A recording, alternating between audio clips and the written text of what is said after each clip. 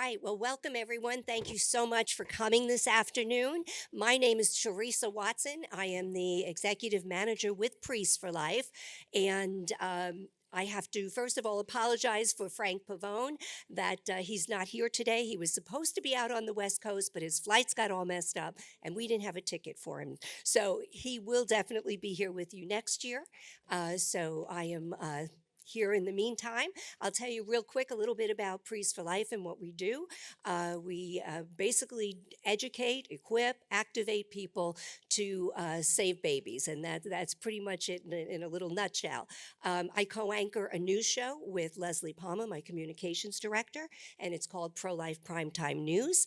I encourage you to watch it. It's on endabortion.tv every Friday evening at 9 p.m. Eastern Time, and that you can watch it also from all the social media platforms listed from there. So if you have not visited our booth, this is one of our new t-shirts. It's booth number 12 and 13, so please do that. And right now, I am super honored to be able to introduce this workshop to you. And just to confirm again, this is the Abortion Survivors Break Their Silence Network. And the founder of Abortion Survivors is Melissa Oden. She is the founder and CEO, and it has been a nonprofit since 2019. And she likes to say that her birthday was the day she was accidentally born alive at 31 weeks gestation. She is truly a miracle. So let's welcome to the stage, actually she's right behind me, Melissa Oden, and she'll introduce her panel. Thanks, you guys, for being here. Thank you for your patience with the rooms. We always make it work, right? That's what the pro-life movement is about. Like, we pivot, we figure it out. The video that they started to share when we were filling up the room was something we were going to do when we didn't have the rooms mixed up. But show of hands, did anybody see a video similar to that at lunch? Not many. Okay, can you do me a favor? Let's roll that. Can you restart that video?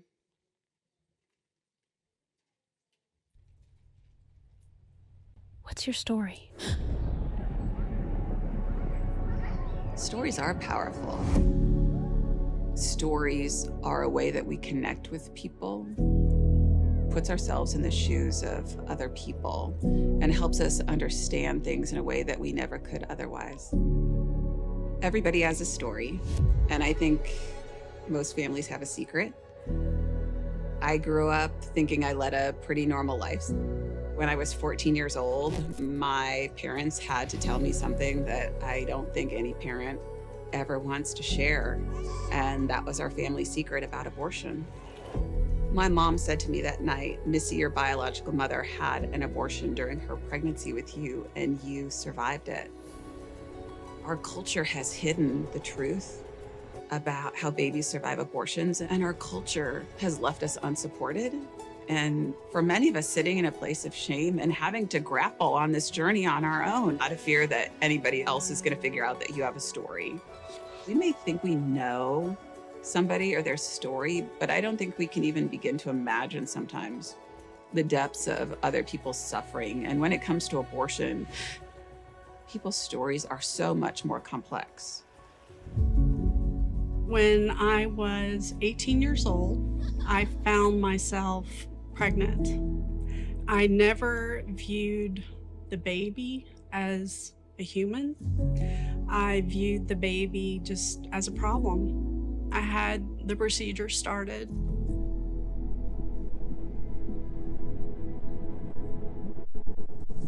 I finally told my boyfriend, William, if you'll come to Dallas and be with me, then I'm 95% sure I won't have the abortion. When I got off the elevator, he was standing there. He went with me into the doctor's office, and I told him that I had changed my mind. She was desperate. She didn't have any place to go. She was 18 years old. I didn't want to lose that baby. We just tried to love her, as part of our family. She was born at 8:23 in the morning. She was 13 weeks premature. preborn's the one that made me a mom. I remember coming home from a youth trip and I was unpacking. My mom came into my room and she told me that when she found out she was pregnant, she decided that she wanted to have an abortion. My mom is so brave and so courageous for sharing that part of her life.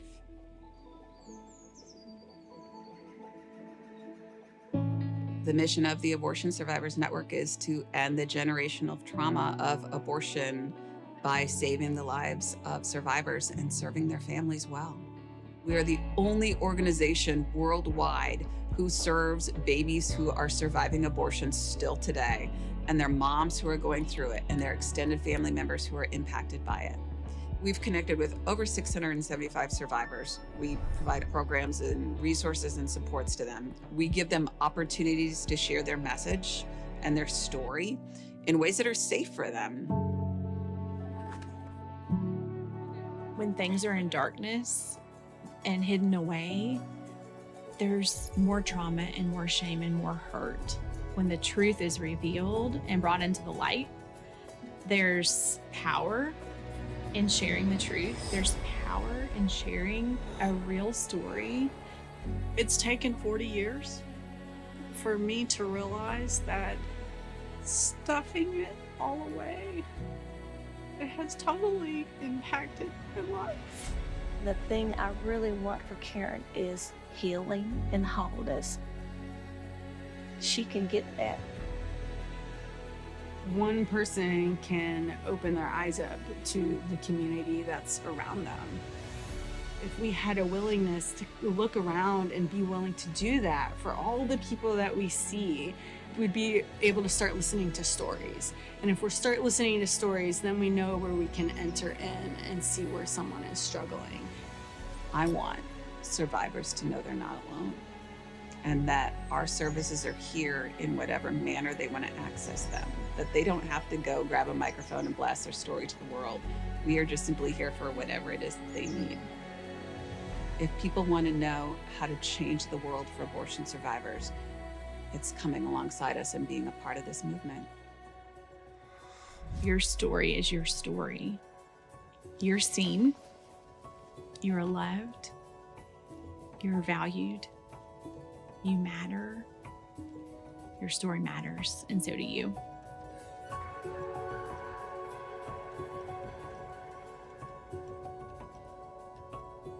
If you guys want to know any more background into some of those stories that you heard, some of it was shared at lunch, but you can go to our YouTube channel, the Abortion Survivors Network, and actually see more in-depth interviews.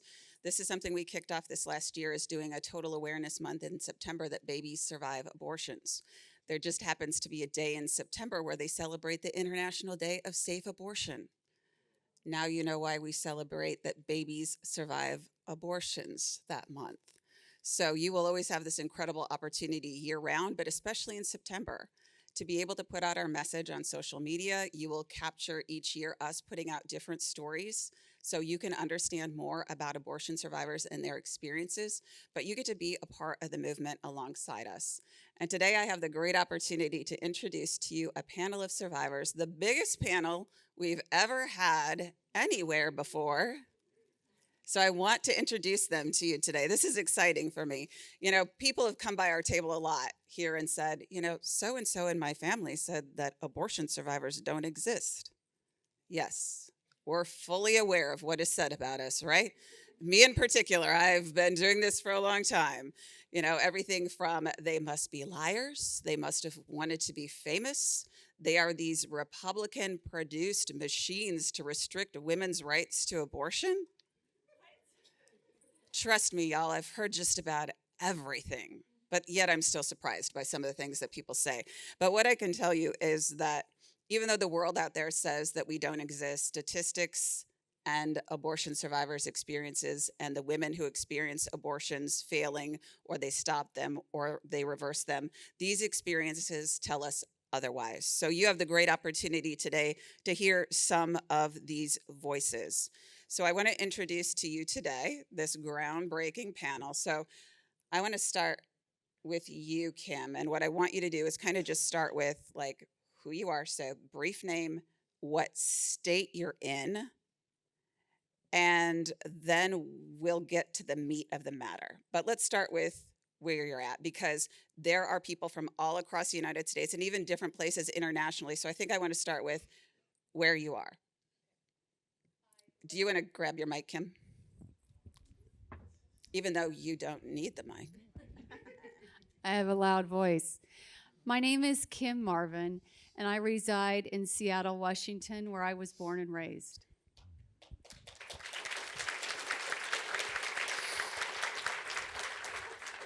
My name is Rosemary Fenchel. I prefer Rose, and I live in New Jersey.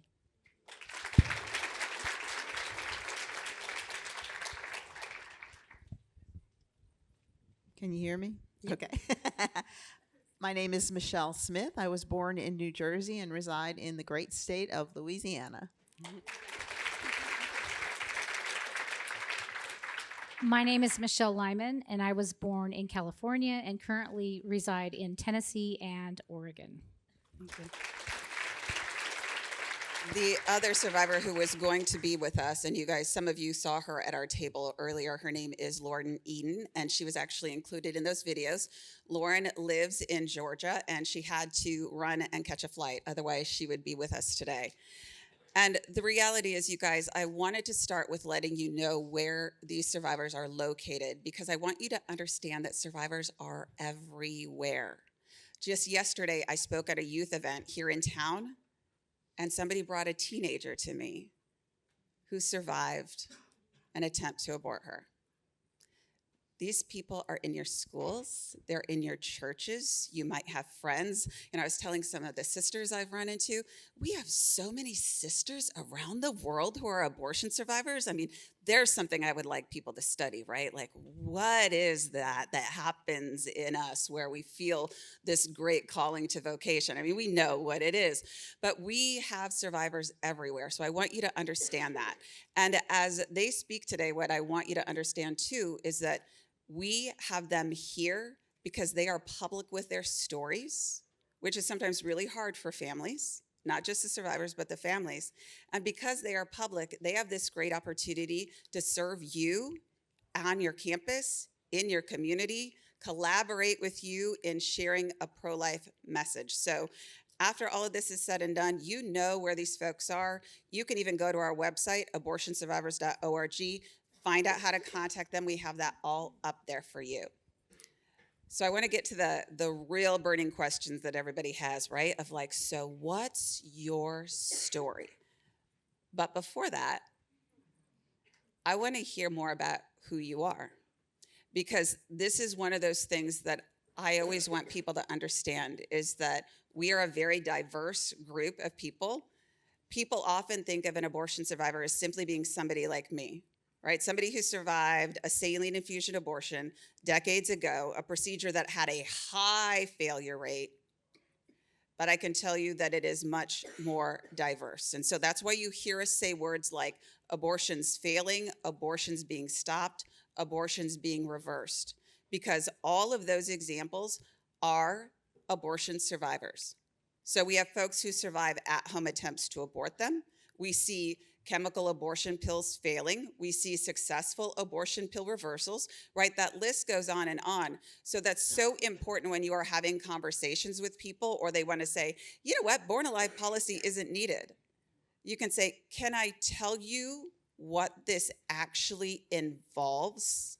Because they don't understand how diverse this really is and how our experiences are. But Kim, I want to start with you, and let's just kind of share who you are. A few sentences, like if you had to tell people, what's your background, who's Kim? Like, are you a normal person? Are you? You are. Well, for a very long time, I kind of thought I was an alien because not knowing another abortion survivor is kind of isolating. It's not working. Oh, here we go. I graduated from the University of Washington with a business degree. I then went into retail sales, an executive position, and then I also have worked with Escape to Peace I was their marketing and retail expertise person in the company. And we worked on healing, hope, and revitalization for these young people coming out of sex trafficking situations. That is basically my history of my And you're a mom. career. Oh yeah, I'm a mom. Sorry, I have 3 beautiful children, all over 26, and they're kind of the light of my world. Thank you.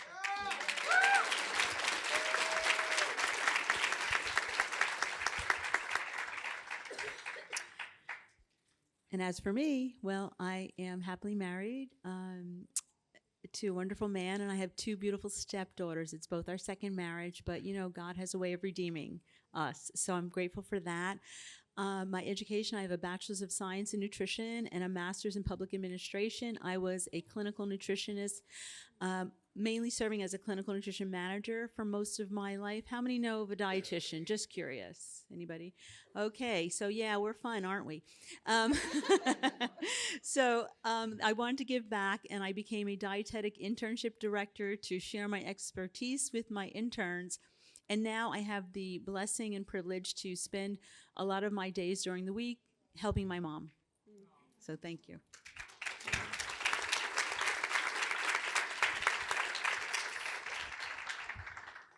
How many of you did I meet at the table? Yay. Oh, yay.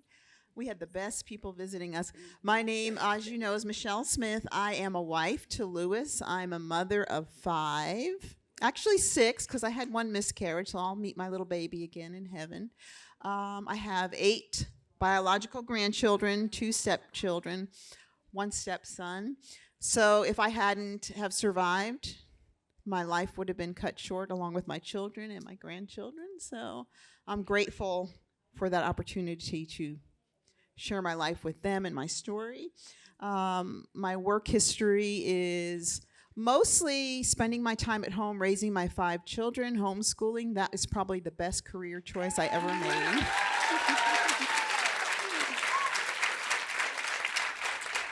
Thank you. But when they got old enough and I scooted them off to school where I knew they could survive, many mornings the bus would go by when I was homeschooling. Stop, you forgot one. But basically I got into the advertising world, became an account executive, went back into ministry as a church administrator for 8 years. And now my husband and I, we kind of have a ministry where we feed people free pizza, and we've done a couple of crisis pregnancy centers where we've done awareness for them. So that's my story. Free pizza. I saw your faces. You're like, yeah.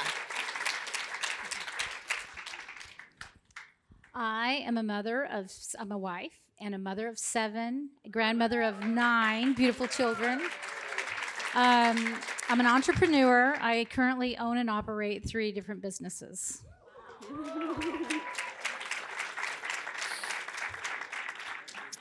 We are just like you, right? We were just as human as you, and we live very normal lives in spite of what has happened in our lives. So now we get to share the stories I think that people are actually really waiting for, is like, so what's your story?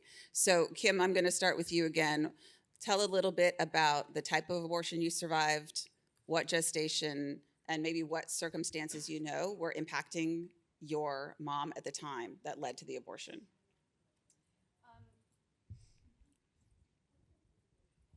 My parents were high school sweethearts who all of a sudden found themselves pregnant. My grandmother, my maternal grandmother, arranged for the abortion.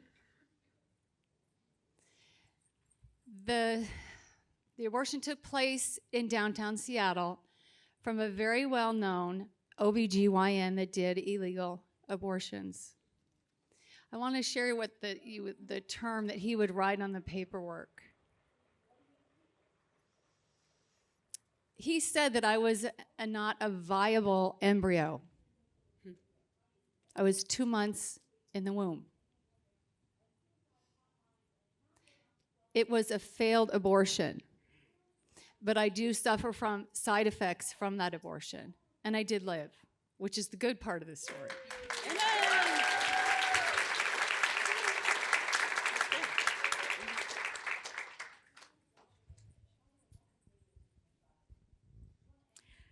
I may have given some of you the 30-second story, but actually I'm going to go back. My parents were very poor. They lived in Newark, New Jersey, and in 3 rooms. My father worked a meager job. They didn't have a lot of money. They already had 5 kids. So I would be number 6. In her first trimester of being pregnant with me, she found out she was pregnant. She went to my father, said, "What are we going to do? We have no money. We have no room." He said, "Do you want an abortion?" Well, it was 1961. They were illegal. She said, "We're Catholic. I'm not doing an abortion." She calls her OBGYN. He says, "Come into my office for 3 days in a row. I'm going to give you 18 pills, which is methotrexate, and you're going to have a saline shot in your abdomen." My mother went, did everything the doctor said, went home. Then she finds out she's pregnant again. She calls the same doctor and said, "What am I going to do? I'm still pregnant." He says, "I'm sorry, there's nothing more I can do." I was born October 28th. So I thank God for that.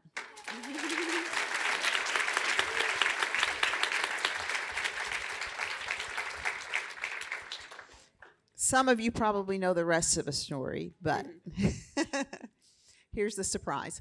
So I was born in Newark, New Jersey. My mother found out she was pregnant with me, lived in a 3-room apartment. My father worked a meager job, making barely anything, and I was number 7. So this is my sister. And they weren't twins. No, we weren't. So after she survived and was born, 2 months later, my Catholic mama got pregnant again. And same story, went to her doctor. And the only thing I can figure, a few of you asked me a few questions, but one of the things I can only imagine, and Melissa could confirm this, that because my mom told my dad no, she didn't want an abortion, my guess is when she went to the doctor, he didn't mention the word abortion, that he probably said, "Let me help you out." So same thing, 3 days in a row, 18 pills a day, methotrexate, saline shots in the abdomen. And I too survived the abortion. So.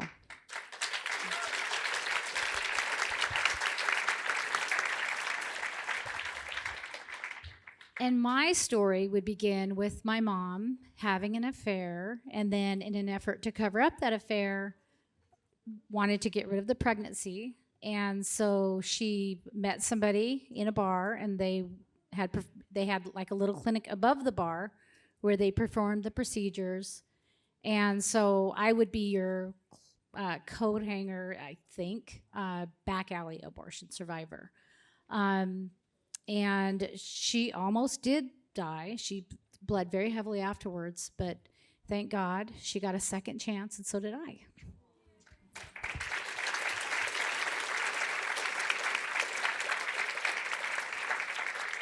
And I know this is hard to hear, but think about how hard it is to live with the stories. And not just for the survivors, but for mothers and for fathers and for families. And so this is what we have never really talked about in the pro-life movement, even during the time of Roe, is how many survivors exist, what their lives must be like, and then what it's like for the women, what they need, what families need in order to heal. And so all of these women, right, if you haven't captured this already, all of these were illegal abortions before Roe. And Michelle has always been so honest with what it feels like to be a survivor before Roe. Would you be willing to share with them something that you have shared with me over the years? I will, yeah. For me, when I learned that I had survived an abortion, it was the late 70s, early 80s. I was 17. And I was aware of the value the culture places on the preborn when they are unwanted. And the societal message was they have no value.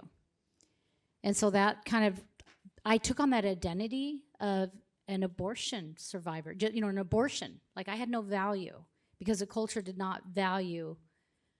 And I think for me, the other part of it is I felt like the narrative, my story was a problem for the pro-life people because it's why Roe versus Wade was, why abortion was legalized in the first place. Mhm. And so I was, there was a lot of shame. There was so much shame. And there was also a sense of guilt, like because of the identity that I took on. In a sense, that's why all these millions of babies have suffered and died. So just to put that into words and to kind of put a spin on it today, how many of you, anybody follow the Republican events throughout the year, right?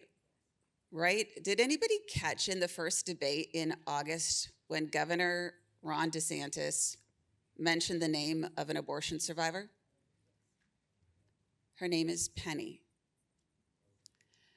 And if you didn't follow that, what I can tell you is, yes, of course I know Penny. Yes, there are many survivors I still don't know, but I tend to not be surprised. I'm like, yeah, know them. And I've known Penny for a long time.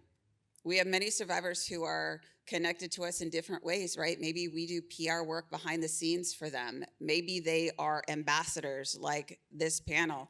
Maybe they are a family that we serve on the back end who has a young survivor. Maybe they are somebody who goes through our healing program. There's many different ways survivors are connected to us. But when Penny's name was mentioned, what ended up happening was a really long news cycle where she was being called out in the mainstream media time and time again of, well, who is she? And she must be lying. And as they started to uncover the details, and I knew what the details were, there were newspaper clippings that I knew existed about parts of her experience. But Penny also survived before Roe. And what ended up happening is, as the story continued to go in the mainstream media, and they had to start to acknowledge, oh gosh, we've talked to her family, and we can confirm some of these details, some of these we can't. But what they came to understand is Penny had survived a coat hanger attempt to abort her, and it wasn't the first one her dad had performed. But you know what they did, you guys, as they acknowledged that? They then started to turn the narrative and say, and that is why safe, legal abortion is needed. So can you understand the weight of the world that Michelle and other survivors carry? Right, the first time she said that to me, Melissa, it's my fault that you were aborted. And I was like, whoa, hold on, wait a minute, what? Because I survived during Roe, Michelle somehow felt like all of that was her fault for surviving in the first place. That is the shame that this abortion narrative weighs upon survivors and even mothers, like you heard in the video. So thank you for being willing to share that with us.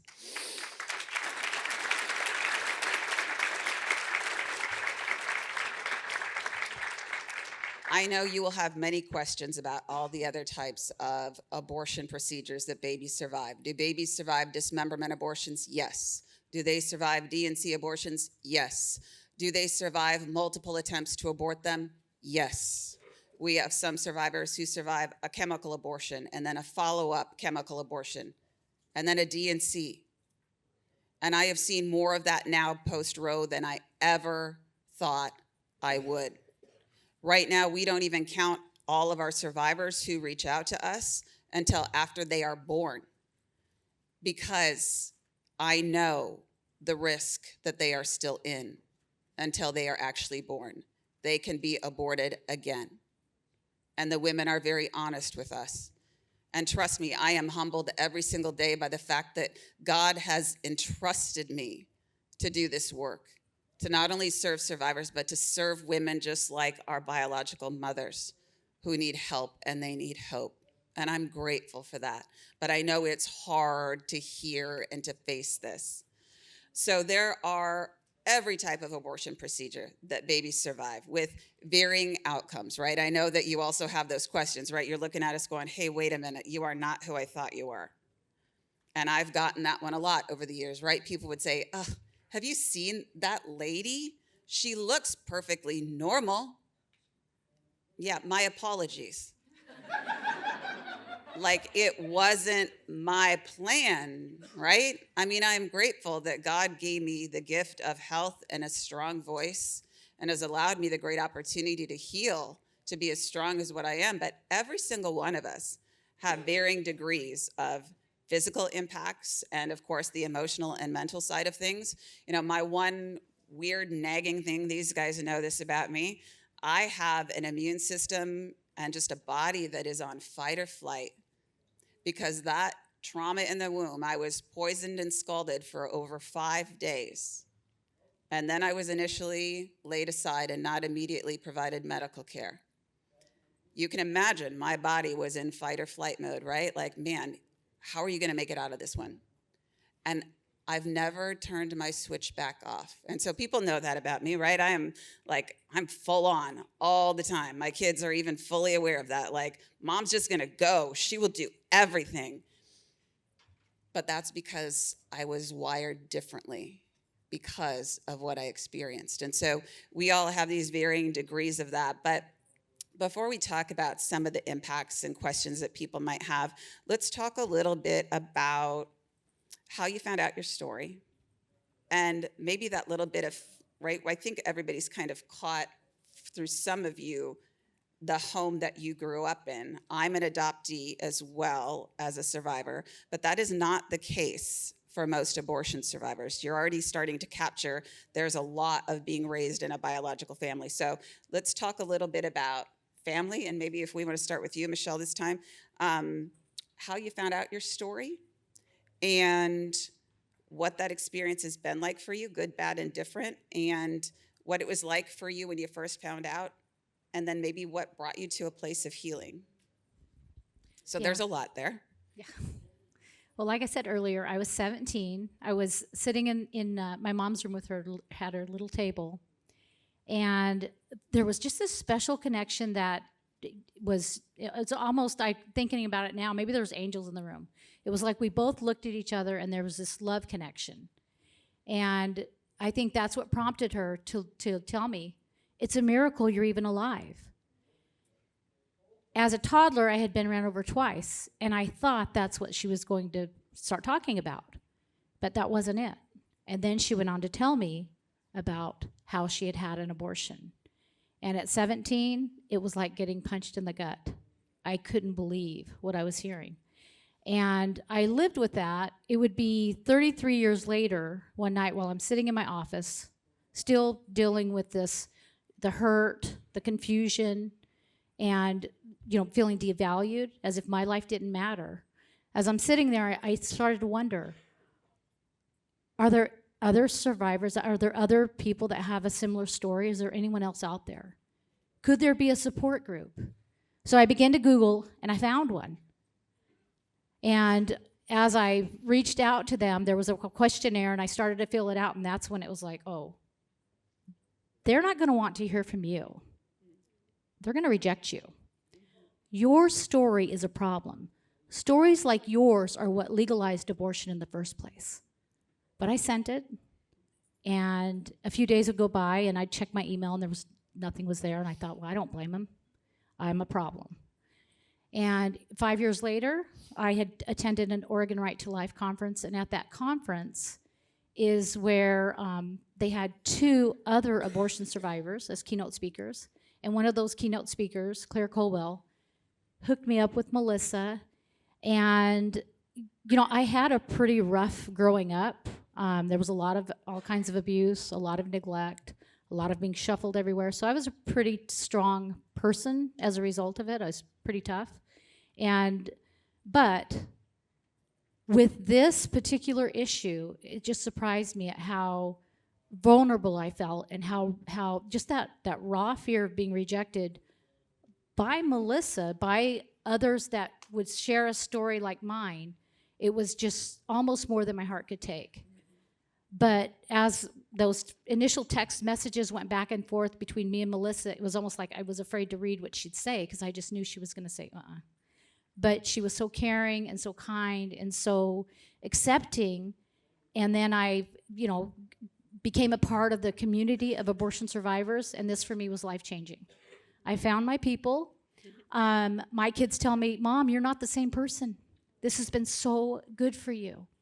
And so the world needs Abortion Survivors Network because there's so many of us out there, and we need the support, the affirmation, and all that they have to offer.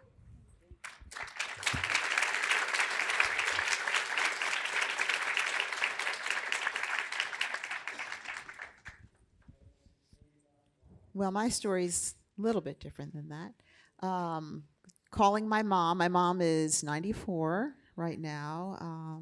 She's lived a good, long life, but there was a secret that she carried for almost 60 years.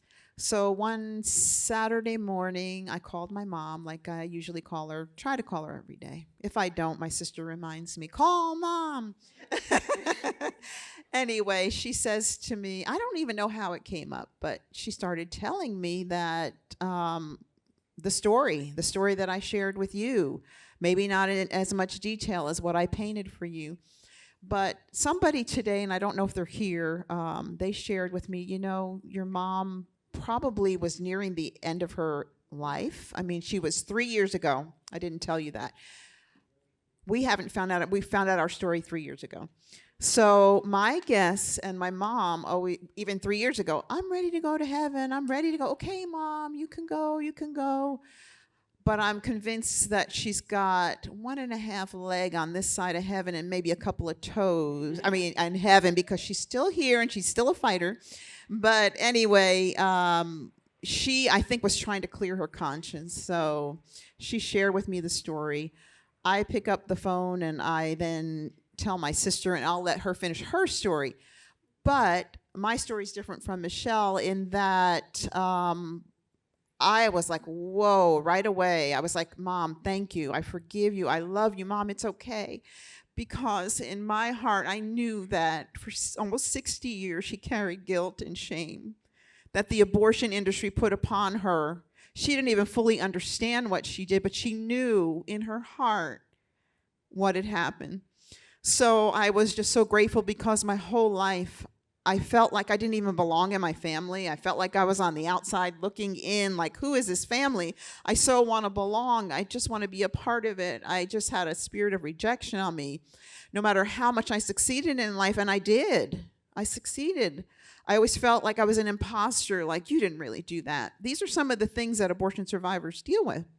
So one great day, I saw Melissa Oden. I just kind of put everything on the shelf, but kind of just, it was the beginning of connecting the dots. So one wonderful day on TV, there was our Melissa, beautiful as ever, being interviewed by one of my favorite preachers. And I said to my sister Rose, I called her, I said, Rose, there's a woman out there and she's like us, maybe probably a lot prettier and younger.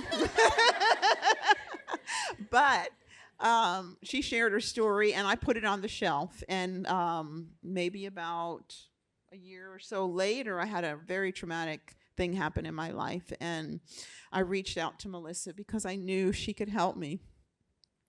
Melissa so graciously connected me with Kara, who is a licensed social worker like Melissa is. She spent an hour on the phone with me, compassionately hearing my heart, just pouring into me as much as she could in that hour. And that was the beginning of my healing journey. And connected with the Abortion Survivors Network, went through the healing workbook, began to connect the dots some more. And have I arrived? Absolutely not. Have I left the station? Absolutely. And here I am sharing my story with you. But I will say this one thing, that when I started going through the healing workbook, I became a mess. Things were being dug up. And my husband said, are you sure you're okay? Are you sure this is helping you? So in that case, it's very normal because we're starting to unravel a lot of the lies, a lot of the things that say you're not worth it, you're not enough. As we're unraveling and going backwards to replace the lies with truth, we start getting whole again. So that's my story.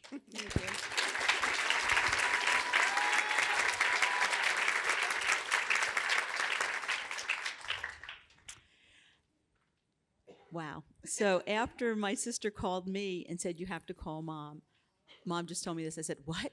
I'm calling her. So prior to this, about 5 years prior to our mom telling us this, she started calling us her miracle angels. We're like, yeah, mom, because she would refer to us, oh, you know, I was so poor, I didn't want to have you, but she never told us the truth. So when I called her, and I was already kind of, you know, my sister set the stage for me. Hi, mom. How you doing today? You know, what are you doing?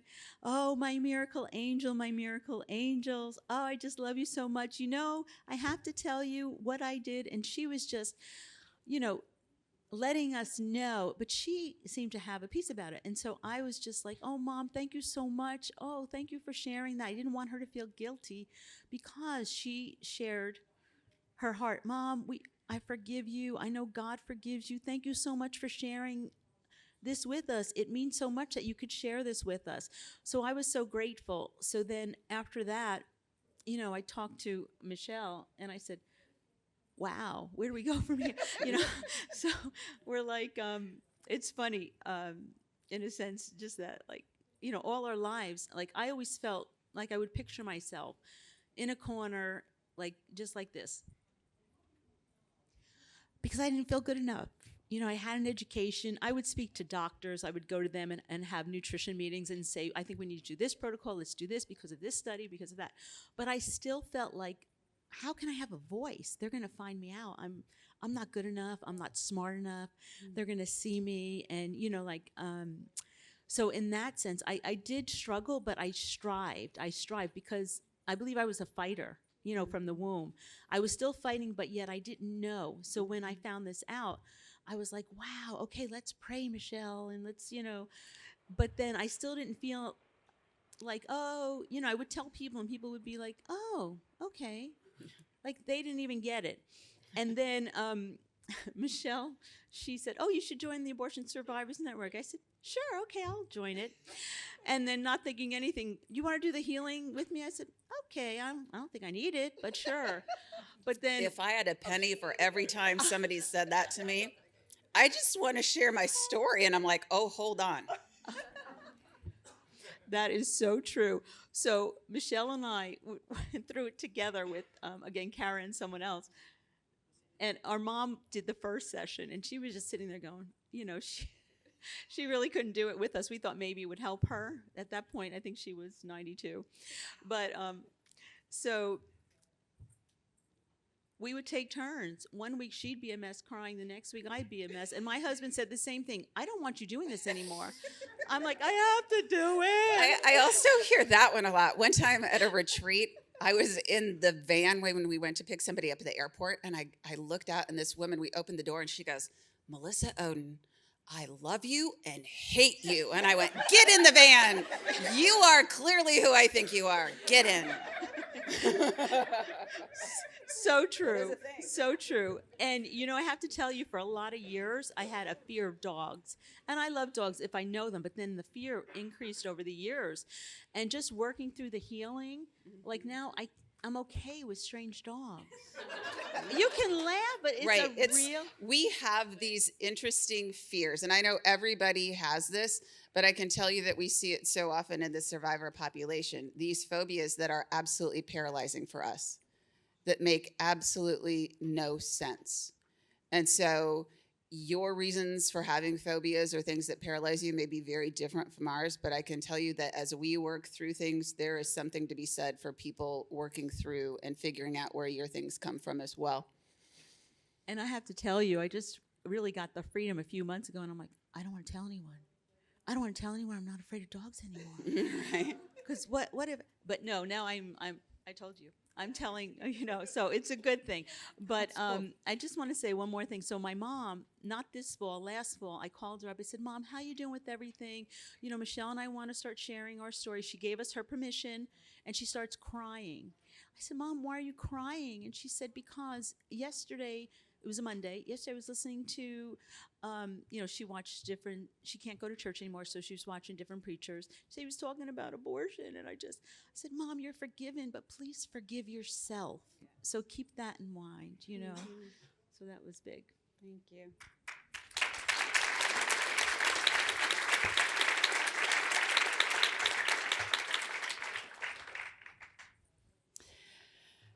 Well, my story starts a little differently.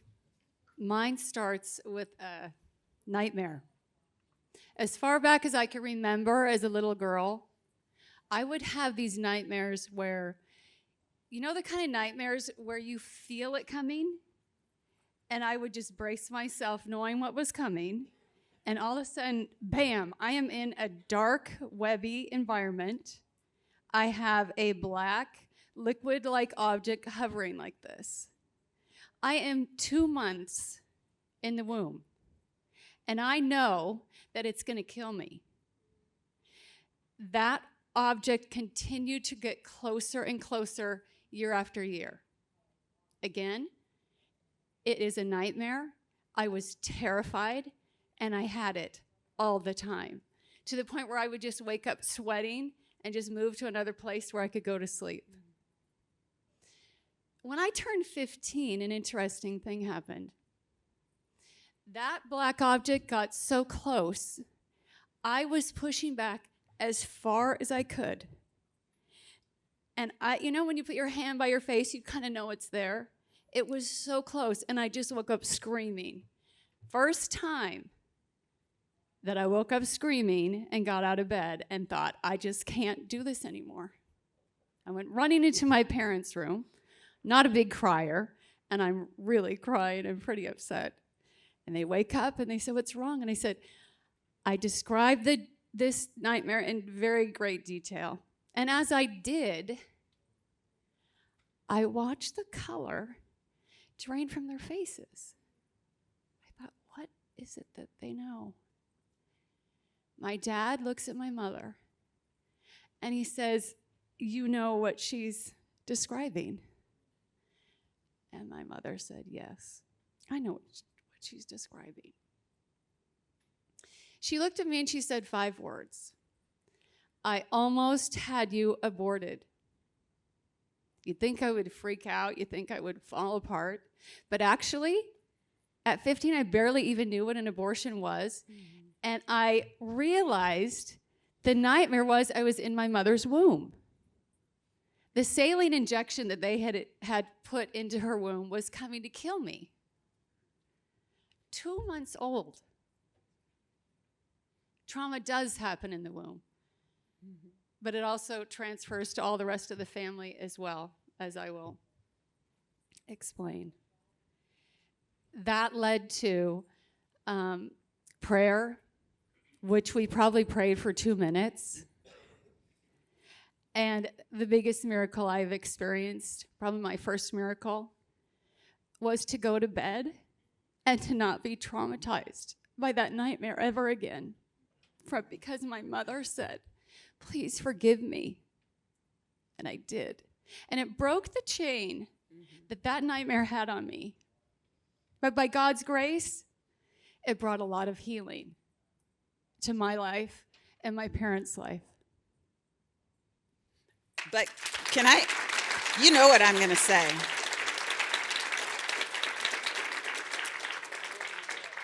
Can you tell these guys how long it took for you, the first time you had met me, to when you actually then approached us to get involved and go through healing? Because I want you to understand the dynamic of, right, people often say, if there are all these abortion survivors, Melissa, well, where are they?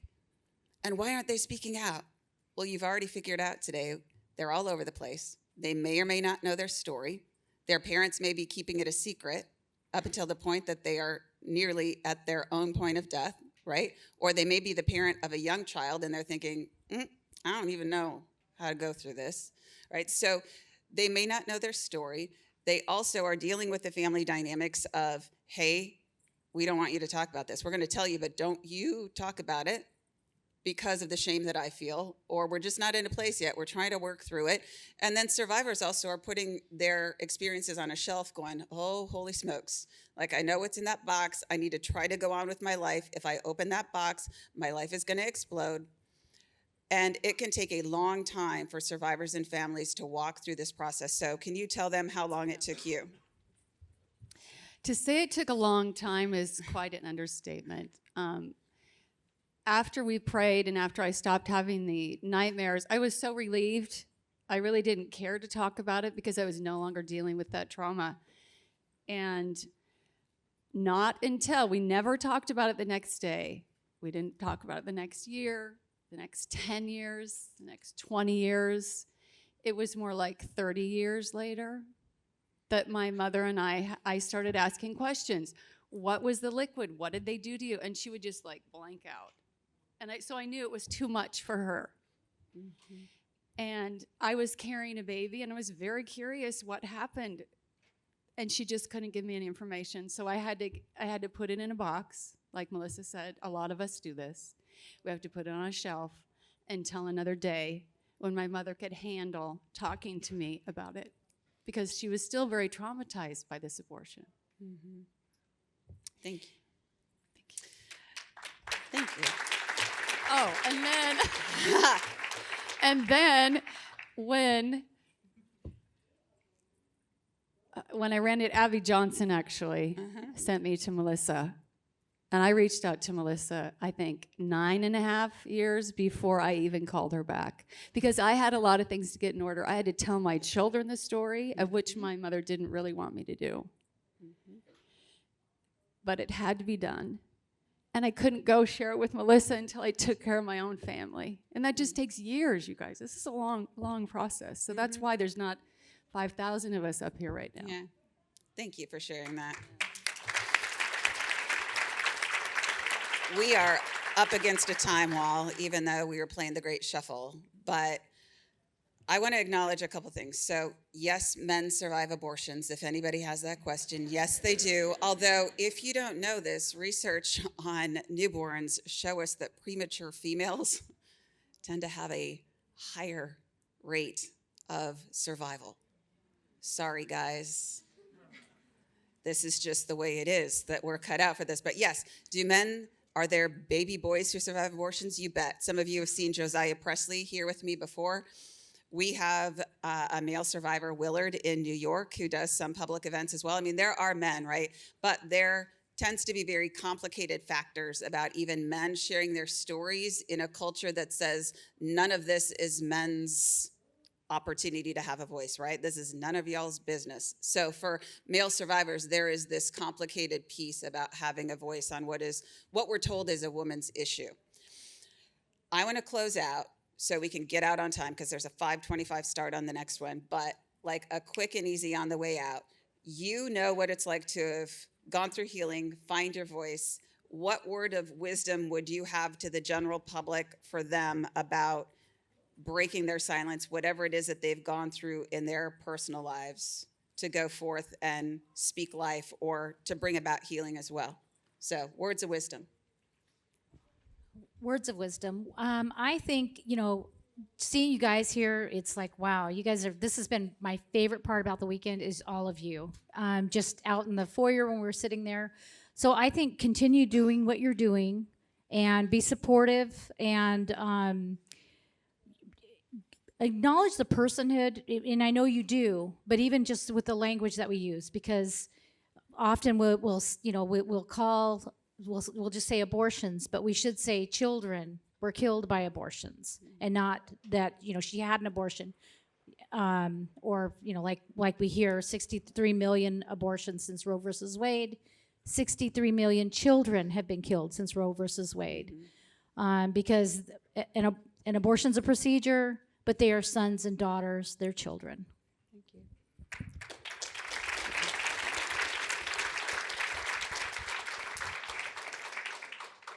I would assume that most of you here are people of faith. So with that being said, that little light inside of you that Miss King had you sing this morning, we have an unfair advantage. We love women. We love them from the time they are conceived throughout their whole life. We don't reduce them down to my body, my choice. We don't get them to that place where we only leave them with two choices, life or death. We love them from the time they are conceived. You have an unfair advantage. You have that light inside of you. Let that light shine. And remember, when you come face to face with the evil side of abortion, this little light of mine, I'm going to let it shine. You love those babies from the time they're conceived. You love those mamas when they're carrying that unplanned pregnancy, and all they need you to do is look in their eyes and say, I love you. We're going to get you help. You support them. You help them any way you can. If you can't help them, you find them help. So thank you for letting your light shine.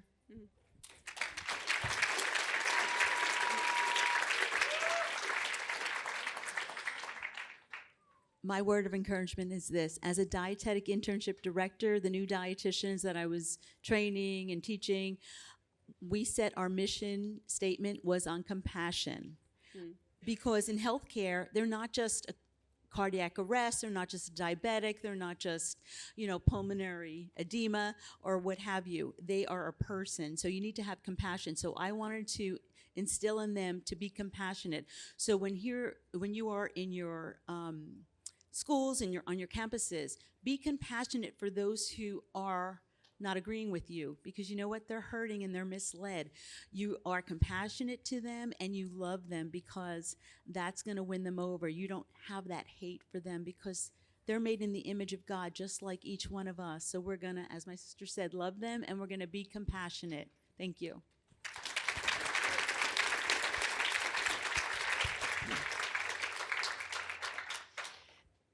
My word of wisdom is this. You all have a story. You all have a secret. I am here to tell you that forgiveness is real. It can break through those chains that are locking you up, that are saying those awful things in your head, that are repeating negative thoughts. Bring it to light. There's always somebody we need to forgive. And I just want to say that's real, and it does work. And I would just encourage you to open up your hearts and practice some forgiving. It's so much freedom on the other side. God bless all of you. Thank you, Kim. My final word as you're heading out, these are our ambassadors for the next year. So we have lots of advocates available across the United States and even internationally that you can, have speak virtually, come to your community. But these 4 ambassadors plus Lauren will be ending their ambassadorship by speaking on a college campus in their state. So if you already know that you have a survivor in this room in your state, guess what? Start talking, y'all, because we want to get them on your campus. How powerful is that to have you plus us humanizing the preborn on a campus? So thank you for being here. If you encounter a survivor of any age, a woman who has experienced a failed, stopped, or reversed abortion, you guys know where to send them. Have a great night.